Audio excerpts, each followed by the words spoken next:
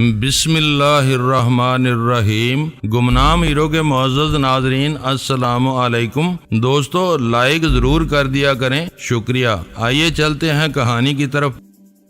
صبح میں شہر کے کسی بہتر ہسپتال سے رجوع کروں گا۔ میں نے بہتر پر زور دے کر کہا، کیا یہاں آپ کو کوئی شکایت ہے؟ میرے تیور دیکھ کر وہ سنبھل کر بیٹھ گیا۔ یا تو مجھے ڈرپ میں ملا کر دوائیں دی جا رہی تھیں، ڈرپ نکالنے کے بعد مجھے لاوارث چھوڑ دیا گیا ہے۔ یوں ہی پڑے رہنا ہے تو میں اپنے گھر پر زیادہ آرام سے رہوں گا۔ آپ کو صبح تک تو ہر حال میں انتظار کرنا ہوگا۔ ہمارا اکاؤنٹس آفس صبح 9 بجے کھل کر 5 بجے بند ہو جاتا ہے، مگر میں نے رات کے 10 بجے کے قریب 20,000 روپے جمع کرائے تھے۔ میں نے تلخی سے کہا، مریضوں کی سہولت کے لیے کیشیئر 24 گھنٹے موجود رہتا ہے، یہاں ہر وقت مریض آتے رہتے ہیں۔ آنے والے مریضوں کی سہولت کا اتنا خیال رکھا جاتا ہے تو جانے والے مریضوں کے لیے بھی کوئی بہتر بندوبست ہونا چاہیے۔ دیکھیے، میں ڈاکٹر ہوں، مریضوں کو دیکھتا اور علاج تجویز کرتا ہوں۔ ان انتظامی امور سے میرا کوئی تعلق نہیں ہے۔ ہسپتال کا انتظامی عملہ بھی صبح 9 بجے آتا ہے۔ آپ کی شکایت کا جواب وہی لوگ دے سکیں گے۔ یہ رات آپ یہاں بسر کر لیں، کیونکہ آپ ابھی جائیں یا صبح جائیں، آپ کو ایک رات کے روم چارجز ادا کرنے ہوں گے۔ میری ان باتوں پر ڈاکٹر کی پیشانی شکن آلود ہو گئی، مگر وہ پڑھا لکھا ڈاکٹر تھا، اس کی گفتگو تہذیب اور شائستگی کی حدود میں رہی۔ اپنی محدود ذمہ داریوں کے بارے میں اس کا بیان درست تھا۔ میں نے اس سے الجھنے کا ارادہ ترک کر دیا اور نرمی سے کہا، میں یہاں بہت مضطرب اور بے آرام ہوں، فی الحال میرا آپریشن کروانے کا ارادہ نہیں ہے، میں اسی وقت گھر جانا چاہتا ہوں۔ آپ ڈسچارج فارم پر دستخط کر کے اپنے رسک پر واپس جا سکتے ہیں۔ ڈاکٹر نے سپاٹ لہجے میں خوشخبری سنائی۔ ڈپازٹ کی رسید احتیاط سے رکھیں، صبح آپ کا حساب بن جائے گا۔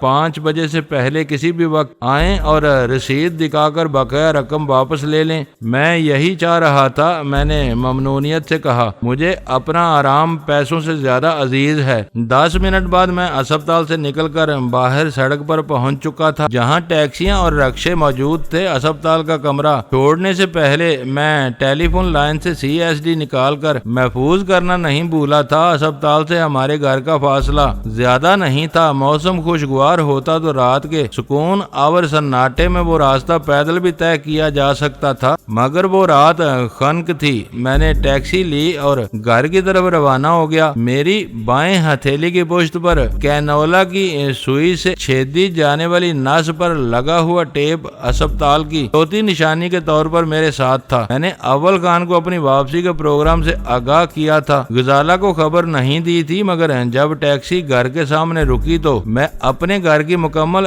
روشنیاں دیکھ کر حیران رہ گیا۔ خوابیدہ آبادی میں ہمارا گھر روشنیوں کے ایک جزیرے کی طرح جگمگا رہا تھا۔ رات کے سناٹے میں ٹیکسی کا انجن بند ہونے کی آواز سن کر سلطان شاہ دروازے پر آ گیا۔ میں ڈرائیور کو کرایہ ادا کر کے پلٹا تو وہ تینوں ہی فاٹک کے پاس میرے منتظر تھے۔ ویرا کی آنکھیں سرخ اور متورم تھیں، اس کے ہونٹوں پر پھیلی ہوئی بابکار مسکراہٹ سے ظاہر ہو رہا تھا کہ میں نوشی کی کثرت کے باوجود اس نے اس وقت اپنے اعصاب پر قابو پایا ہوا تھا۔ ویری گڈ، لوٹ کے بدھو گھر کو آئے۔ مجھے دیکھ کر اس نے برمحل تبصرہ کیا۔ اس کی آواز میں ہلکی سی لڑکھڑاہٹ تھی۔ جلال کا فون آیا تھا، وہ بھی پہنچنے کا ارادہ رکھتا ہے، میں اسے فون کر دوں کہ آپ آ گئے ہیں؟ غزالہ یہ کہہ کر دوڑتی ہوئی اندر چلی گئی۔ یہ سب کیا ہو رہا ہے؟ سلطان شاہ نے کچھ نہ سمجھنے والے انداز میں کہا، پہلے تمہیں بھگا دیا گیا، اب تم لوٹ آئے ہو، جلال بھی آ رہا ہے، جلال ہی اس راز پر سے پردہ اٹھائے گا۔ میں نے اسے جواب دیا، پھر ویرا کی طرف متوجہ ہو گیا، آج تم نے پھر کم وقت میں بہت زیادہ پی ہے، آئینے میں صورت دیکھی ہے اپنی؟ تم آ گئے ہو تو تمہاری آنکھوں کے آئینوں میں اپنی تصویر دیکھوں گی، وہ گہری مسکراہٹ کے ساتھ بولی۔ اس سے پہلے میں خود فراموشی کی دنیا میں کھوئی ہوئی تھی۔ اس میں سب سے بڑی خرابی یہ ہے کہ یہ زیادہ پی کر نثر میں شاعری کرنے لگتی ہے۔ सुल्तान शाह चिढ़कर बोला,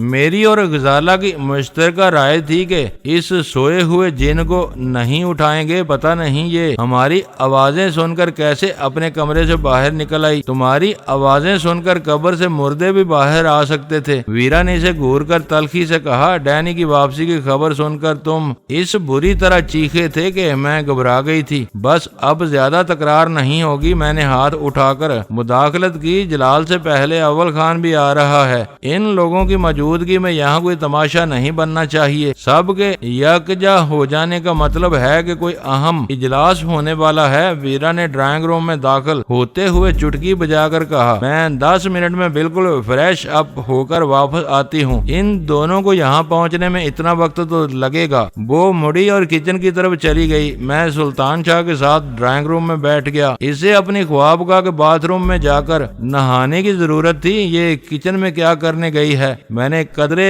ऊंची आवाज में खुद कलामी की। नहाने से पहले वो लीमू में हाथ साफ करेगी। सुल्तान शाह ने बुरा सा मुंह बनाकर कहा, कभी इसे जिन में निचोड़ने के लिए लीमू की जरूरत पड़ती है और कभी स्कॉच का नशा हिरन करने के लिए लीमू का शरबत पीती है। जब फ्रिज खोलता हूँ तो लीमू गायब होते हैं। गजाला भी आ गई। इसने ख्वाबगाह के इंस्ट्रूमेंट से जलाल को फोन कर दिया था। मेरी गैर मतवक्को वापसी पर इसके चेहरे से खुशी फूटी पड़ रही थी। वीरा की वापसी और जलाल की आमद से पहले अव्वल खान आ गया, क्योंकि वो हमारे घर से करीब जमशेद रोड पर रहता था, जबकि जलाल को नश्तर रोड पर वाक़या सदफ मेंशन से हमारे घर की तरफ दौड़ लगानी थी। हमारे इस इजलास का अहम तरीन शरीक वही था। मौसम सर्द था और रात गहरी हो चुकी थी। ड्राइंग रूम में बंद होने के बावजूद मौसम के असरात से मुतासर था। गजाला ने किसी फरमाइश के बगैर चाय बनाने का इरादा जाहिर किया। अव्वल खान और सुल्तान शाह ने खुलूस दिल से इसकी तायद की और वो किचन की तरफ चली गई। मुझे अंदेशा था कि अस्पताल वाले आसानी से तुम्हारी जान नहीं छोड़ेंगे, अव्वल खान हंसते हुए कह रहा था। ऐसे लालची लोग अपने चुंगल में फंसने वाले मरीजों के खुदाई खैर ख्वाह बन जाते हैं और आसानी से इनका पीछा नहीं छोड़ते। मैंने 20,000 रुपए गिरवी रखवाकर आजादी हासिल की है। इस रकम का हिसाब कल होगा। मैंने कहा। रकम के जिक्र पर मुझे याद आया कि मैंने तुम्हारा चेक लाहौर भिजवा दिया है। कल लाहौर में चेक कैश होते ही एक आदमी यहाँ नकद रकम दे देगा। इसका क्या करना है? अव्वल खान ने पूछा। मेरा कहीं कोई अकाउंट नहीं है। सारे पैसे जहांगीर की बीवी के पास पड़े हुए हैं। ये पैसे अपने अकाउंट में डाल लेना। इसमें से 2 लाख तुम्हारे हैं। मैंने कहा, मैं इसमें से 1 रुपया नहीं लूंगा। अव्वल खान ने बरहमी से कहा, वो रकम तुम चारों की है। तुमको मुबारक हो, मुझे अपने काम की बाकायदा तनख्वाह मिलती है। मेरे लिए वही काफी है। मैं ये रकम अपने अकाउंट में जमा नहीं करा सकता। किसी बदख्वाह को भनक मिल गई तो मेरे किरदार पर हरफगिरी का सिलसिला चल निकलेगा। फिर वो रकम घर पर रख लेना। मैंने अपनी तजवीज पर इसरार किए बगैर इससे गुजारिश की, मतला साफ होगा तो ये पैकेट भी सलमा के पास रखवा दूंगा। काफी दिनों से गोल्डन फार्मेसी के सेठ और इसकी बीवी की कोई खैर खबर नहीं मिली। सुल्तान शाह ने याद दिलाया, भारत जाने से पहले मैं इनसे मिला था। अब आया हूँ तो दूसरी मुलाकात होगी। तुम भूल रहे हो कि सलमा मुझे लाहौर में भी मिली थी। ओह, याद आ गया। चौधरी अजमत सलमा का सगा मामू था। वो चौंक कर बोला, इसकी गिरफ्तारी पर वो तुमसे बहुत नाराज होगी। मैंने लाहौर में ही इसे बता दिया था कि मैं बेबस हूँ। इसके मामू के घर से हीरोइन की भारी मिकदार बरामद हुई थी। गजाला ट्रे में चाय के साथ कुछ सैंडविचेस वगैरह भी बना लाई। मेरा ख्याल था कि इसने बिला वजह तकल्लुफ किया था, लेकिन जब दौर शुरू हुआ तो जरा सी देर में सैंडविचेस साफ हो गए। गजाला के हिस्से में एक टुकड़ा भी नहीं आ सका था, जबकि मेरी सोई हुई इश्तिहा जाग उठी थी और मजीद खुराक की तलबगार थी। वो दौर खत्म होने से पहले जलाल आ गया। वो पूरी तरह बैठने भी नहीं पाया था कि वीरा बंद संवर कर आ गई। मैं इसे देखकर हैरान रह गया। इसने इतनी महारत से अपनी आंखों पर हल्का सा मेकअप किया था कि इसकी मखमूर आंखों की सूजन बिल्कुल छुप गई थी। इसे देखकर कोई नहीं कह सकता था कि थोड़ी देर पहले वो नशे से बदहाल नजर आ रही थी। थोड़ी देर पहले तुम फोन पर चहक रहे थे, इस वक्त उदास और खामोश हो। मैंने जलाल को टोका। इस वक्त मैं अपने मूड की बहाली के लिए उम्दा चाय की एक प्याली की जरूरत महसूस कर रहा हूँ। जलाल ने फरमाइश की और अपनी बात जारी रखी। चलते चलते एक बुरी खबर मिली है। भारतीय درندوں کا تشدد سہتے سہتے آخر کار عبداللہ شہید ہو گیا ہے۔ اللہ اس کی مغفرت کرے، وہ بہت محنتی اور جوشیلا کارکن تھا۔ بےایمانہ تشدد کی وجہ سے اس کے دونوں گردوں سے خون رواں ہو گیا اور وہ جاں بحق ہو گیا۔ ڈرائنگ روم کی فضا یکلخت پرسوز ہو گئی۔ وہ انکشاف میرے لیے شدید صدمے کا باعث تھا، کیونکہ میں نے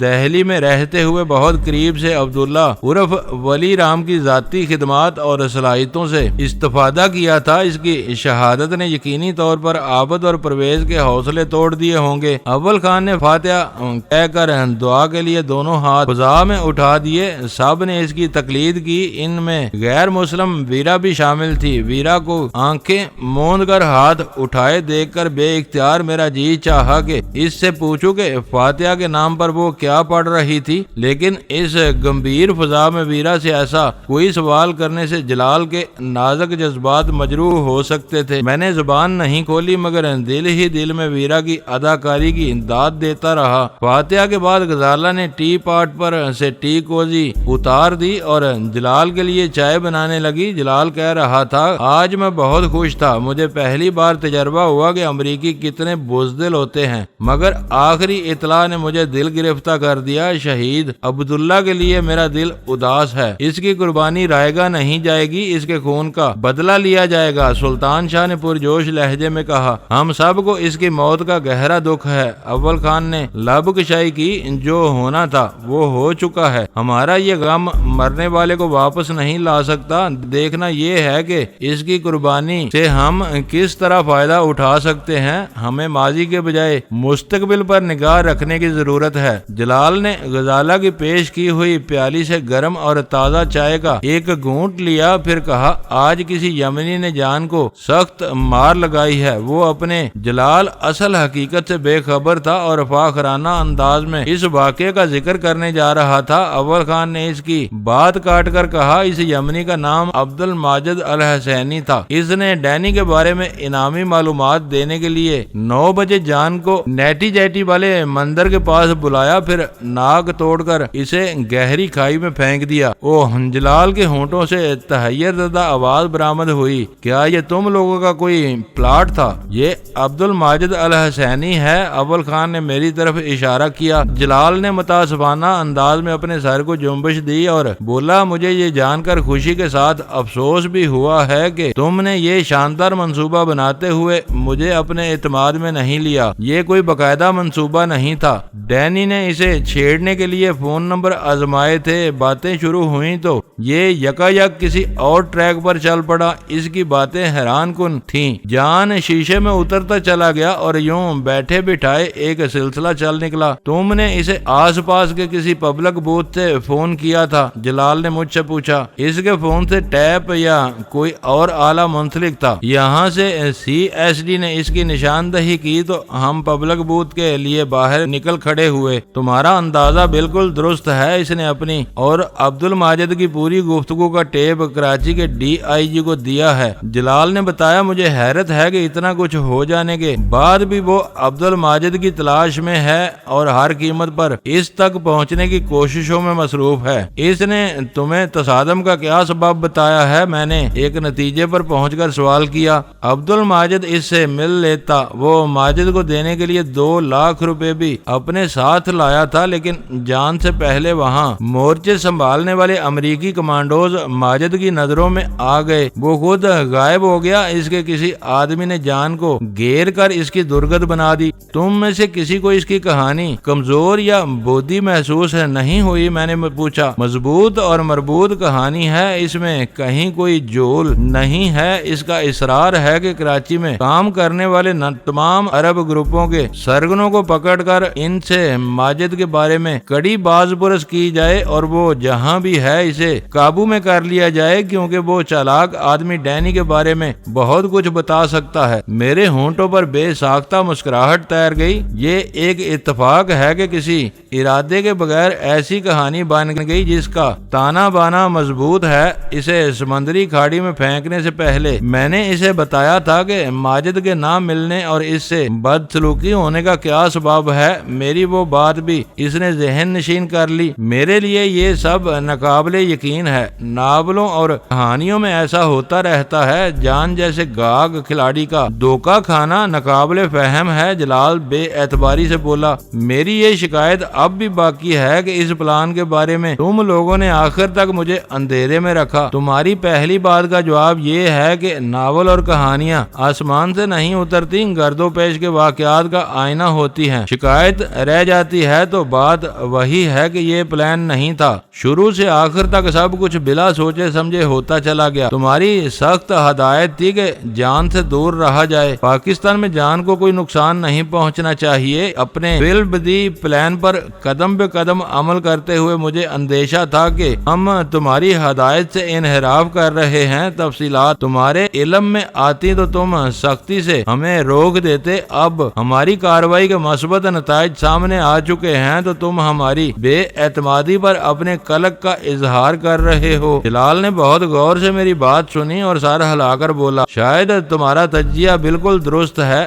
نتائج سامنے آنے سے پہلے شاید میرا رویہ کچھ اور ہوتا۔ کیا تم محض اس وجہ سے پرجوش تھے کہ جان اور اس کے سرپرستوں کی توجہ ماجد یمنی کی طرف مبذول ہو گئی ہے؟ اول خان نے پوچھا۔ ہاں، ڈینی سے ان کی پرانی پرخاش ہے، پھر بھی وہ دوسرے نمبر پر چلا گیا ہے۔ انہیں یقین ہے کہ ماجد کراچی میں ہے، مقامی انتظامیہ اسے جلد پکڑ لے گی۔ اسے گھیرنے کے لیے امریکی کمانڈوز بھی بیس بدل کر نکل پڑے ہوں گے۔ سلطان شاہ نے اظہار خیال کیا، وہ کمانڈوز باہر سے نہیں آئے، ان کا تعلق قونصل خانے کے حفاظتی عملے سے ہے، وہ اپنی ڈیوٹی پر لوٹ چکے ہیں۔ کمال کی بات یہ ہے کہ نیٹی جیٹی پر جان کی ناک ٹوٹنے کے سوا کسی کا خون نہیں بہا۔ گولیوں کے دھواں دار تبادلے کے بعد پولیس پہنچی تو وہاں صرف گولیوں کے خول جا بجا بکھرے ہوئے تھے، کسی متنفس کا پتہ نہیں تھا۔ ان لوگوں نے ماجد کو پکڑنے کا بوجھ مقامی انتظامیہ کے سر ڈال دیا ہے۔ خود جان کیا کر رہا ہے؟ میں نے پوچھا۔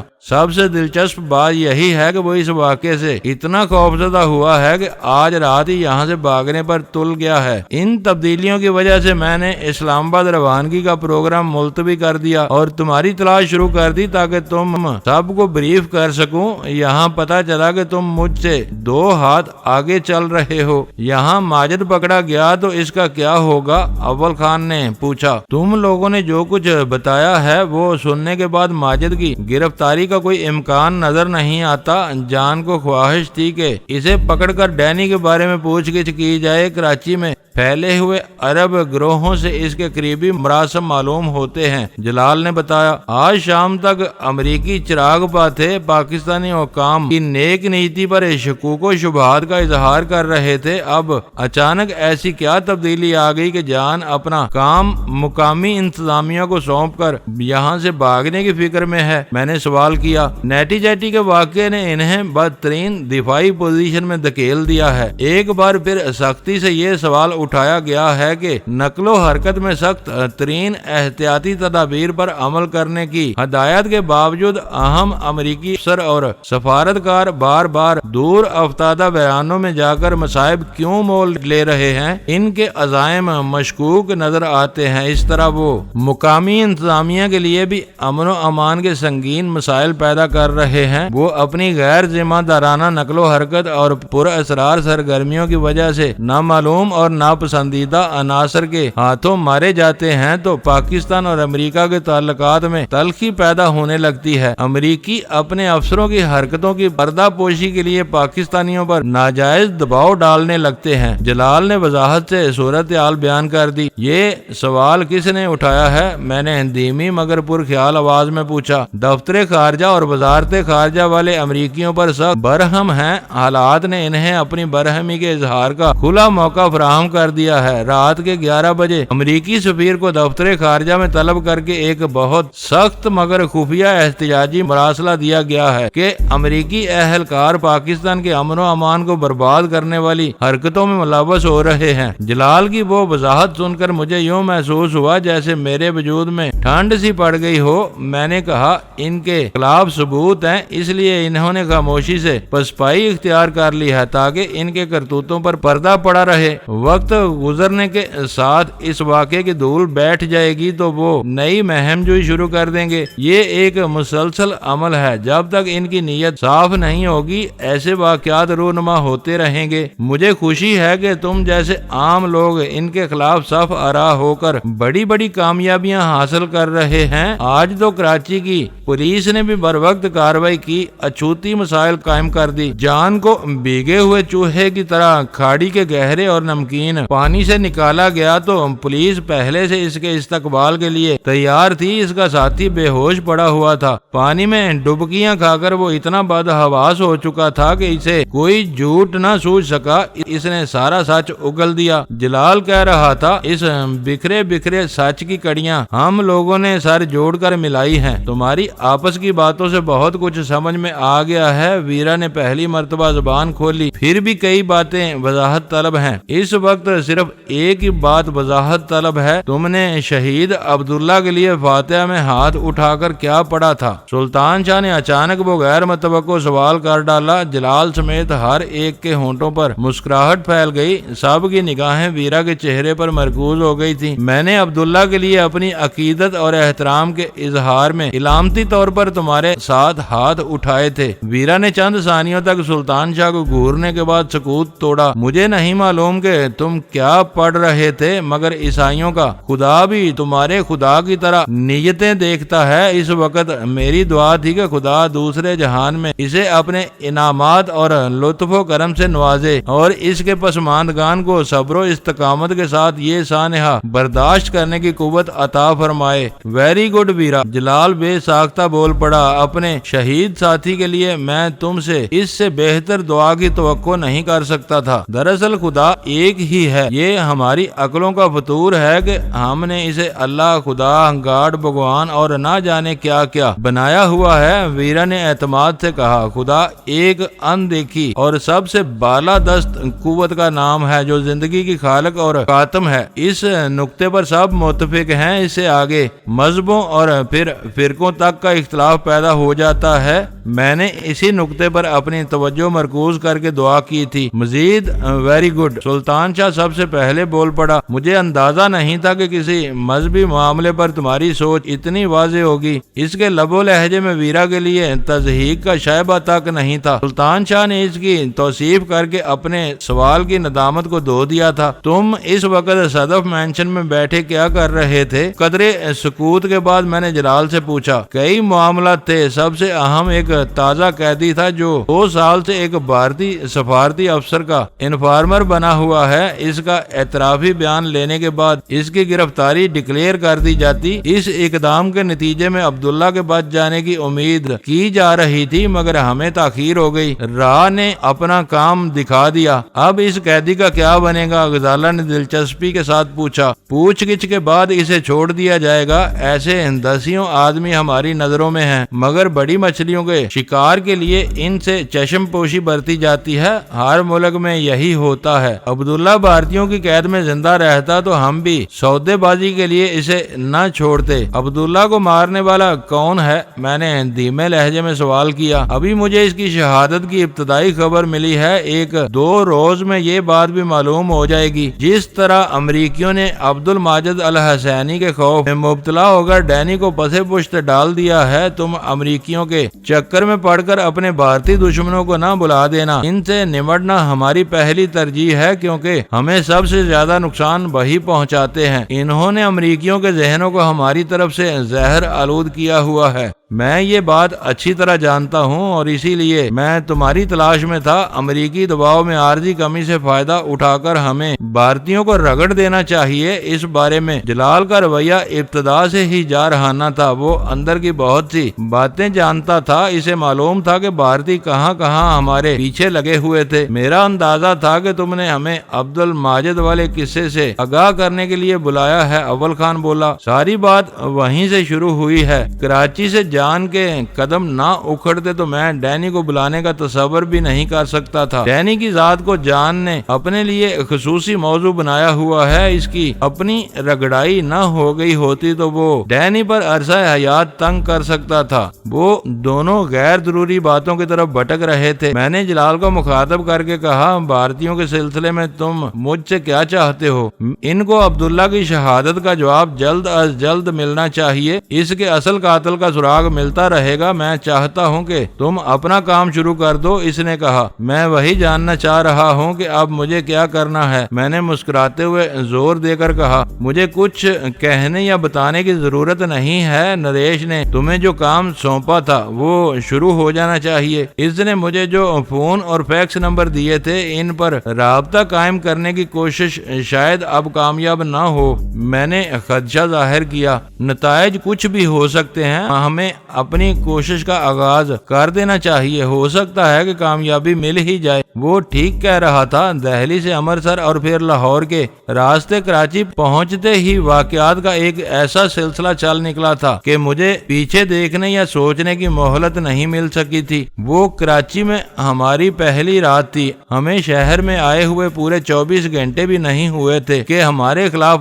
مسائل نے سر اٹھانا شروع کر دیا تھا۔ واقعات کی وہ لہر جس حیرت ناک تیزی سے اٹھی تھی، اس سے کہیں زیادہ تیزی سے معدوم ہوتی چلی گئی۔ اسپتال میں پناہ لیتے ہوئے میرے ذہن میں یہ خیال راسخ تھا کہ مجھے کم از کم ایک آدھ ہفتہ کے لیے وہاں محصور ہونا پڑے گا، لیکن وہاں چند گھنٹے بسر کرنے کے بعد ہی جلال کی طرف سے خطرہ ٹلنے کا سگنل موصول ہو گیا اور میں گھر لوٹ آیا۔ وہ سب ناقابل یقین سا تھا اور مجھے ایک خواب کی طرح محسوس ہو رہا تھا۔ ان واقعات کے ساتھ ساتھ مجھے یہ یاد تھا کہ کراچی میں بھارتی سفارتی کیڈر میں کوئی ایک ایسا فرد چھپا ہوا تھا جو پاکستان کے خلاف راہ کے مذموم عزائم کو آگے بڑھانے کے لیے کام کر رہا تھا۔ نریش نے مجھے دہلی میں 1 ماہ کا پیشگی مشاہرہ دے کر اپنا پابند کر لیا تھا۔ اس کی ہدایت کے مطابق مجھے اپنی رپورٹ اس فیکس نمبر کے ذریعے بھیجنی تھی۔ ٹیلی فون نمبر پر کسی بہت ہی اہم اور ناگزیر ضرورت کے وقت رابطہ کرنا تھا۔ جب تک میں دہلی میں تھا وہ باتیں اپنی جگہ اٹال تھیں۔ خود میرا منصوبہ تھا کہ میں کراچی واپس جاتے ہی اوٹ پٹانگ یا پھر اخباری اطلاعات پر مبنی رپورٹیں اس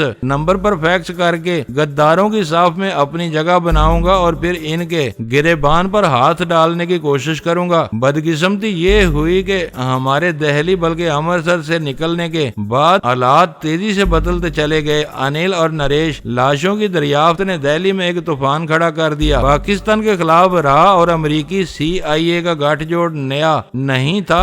امریکی گرگوں کے تعاون سے راہ والوں کو یہ نتیجہ اخذ کرنے میں زیادہ دیر نہیں لگی کہ میں دہلی میں ہونے والی خون ریزیوں میں سرگرم کردار ادا کر رہا تھا۔ انل اور نریش کو مارنے کے بعد میں امرتسر کے راستے پاکستان فرار ہو گیا تھا۔